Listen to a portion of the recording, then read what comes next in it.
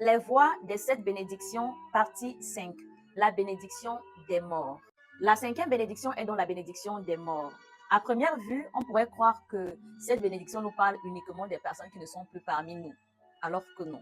En réalité, elle parle aussi de toutes les vérités qu'on enterre, de toutes les injustices qu'on préfère oublier, mais surtout de toutes les voix qu'on a réduites au silence. Un exemple simple, on le vit tous les jours ici sur Internet. Une injustice se produit.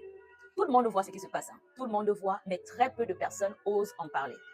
On préfère souvent se taire pour éviter les problèmes.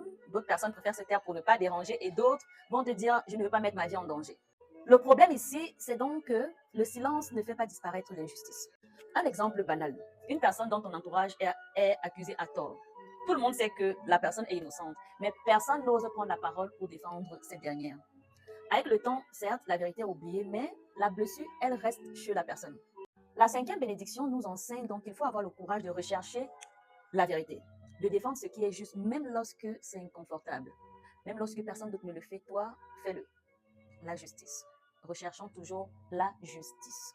Elle nous enseigne aussi que les blessures du passé ne guérissent pas tout simplement parce que vous avez refusé d'en parler. C'est parce que tu refuses de parler de quelque chose que cette blessure va disparaître. Et il y a un phénomène qui bloque beaucoup de vies.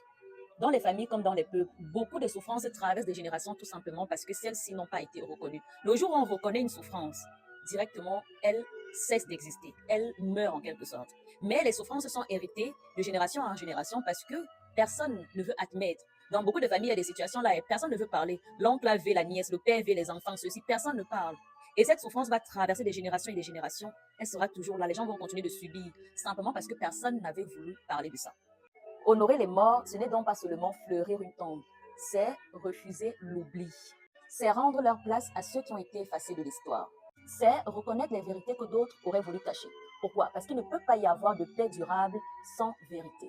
C'est donc pour ça que la cinquième bénédiction nous enseigne que celui qui rend justice aux oubliés libère son propre sang.